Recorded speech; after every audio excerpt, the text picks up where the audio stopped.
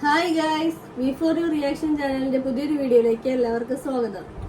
വർഷങ്ങൾക്ക് ശേഷം വിനീത് ശ്രീനിവാസൻ അല്ലെ, പഴയെന്ന് പറയുമ്പോൾ നമ്മൾ ഹൃദയം ടീം ഒന്നിക്കുന്ന ചിത്രം കൂടിയാണ്. വർഷങ്ങൾക്ക് ശേഷം വിനീത് ശ്രീനിവാസൻ, അതുപോലെ പ്രണവ് മോഹൻലാൽ, കല്യാണി പ്രിയദർശൻ, അജു വർഗീസ്, അതുപോലെ മുന്നേ കൊണ്ടുവന്നിട്ടുള്ള നിവിൻ പോളി ആയിരുന്നാലും ആ ഒരു കോംബോ, ധ്യാൻ ശ്രീനിവാസൻ. എന്തായാലും ആ ചിത്രം ഏറെ പ്രതീക്ഷയുള്ളൊരു ചിത്രം കൂടിയാണ്. കാരണം ഡയറക്ഷൻ വിനീത് ശ്രീനിവാസൻ ആയതുകൊണ്ട് തന്നെ.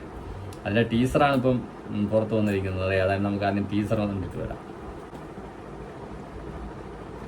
ഫസ്റ്റ് ഡേ തന്നെ എന്റെ ക്ലാസ് കട്ട് ചെയ്താ. പിന്നെ എങ്ങോട്ട്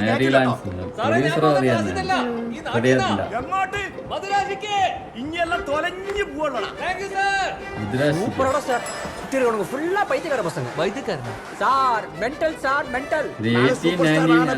എന്നെ മറക്കണ്ട.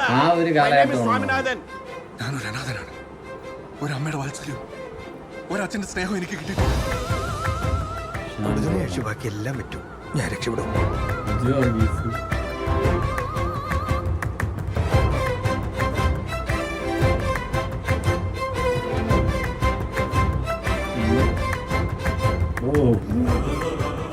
ഇന്ത്യൻ വിദ്യാഭ്യാസ സമ്പ്രദായ പ്രകാരം നല്ല ഓർമ്മശക്തിയുള്ള അലവലാദികളെയാണ് നന്നായി പഠിക്കുന്നവരെ കണക്കാക്കുന്നത്. അയ്യോ, ഞാൻ വളരെ ബിസിയാണ്. എനിക്ക് സ്കോച്ച് അടിക്കണം, ഡ്രം അടിക്കണം, വാള് വെക്കണം, ഒരുപാട് കാര്യങ്ങളുണ്ട് മോനെ.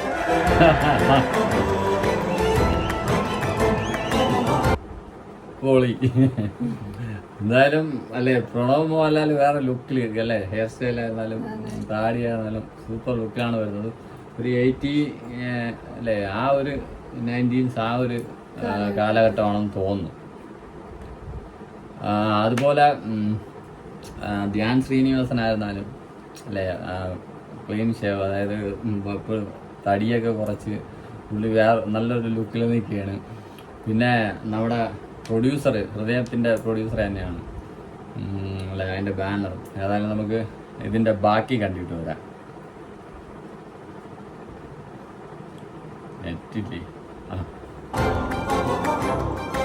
ഹലോ, എന്റെ കഥ പുള്ളിക്ക് ഇഷ്ടപ്പെട്ടില്ലെങ്കിൽ? അയ്യോ, നീ എന്ത് കഥ പറഞ്ഞാലും പുള്ളിക്ക് ഇഷ്ടപ്പെടും.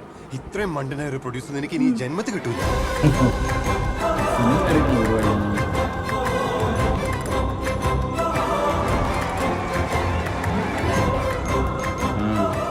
എല്ലാം അറിയണമുണ്ടല്ലോ.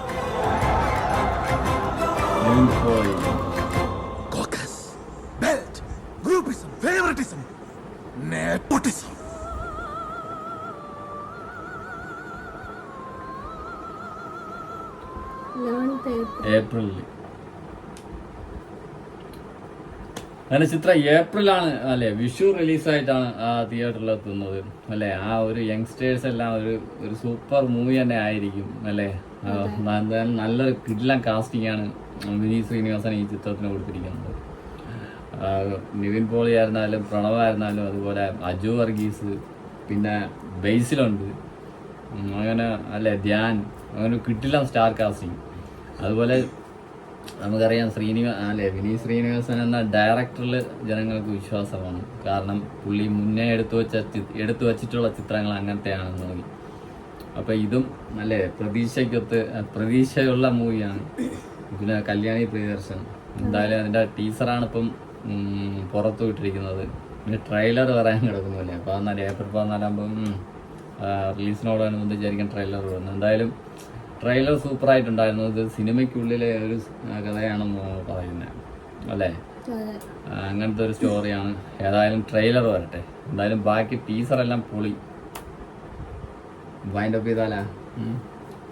ഓക്കെ ഫ്രണ്ട്സ്, അടുത്തൊരു വീഡിയോ കാണുന്നവരേക്കും ബൈ ബൈ.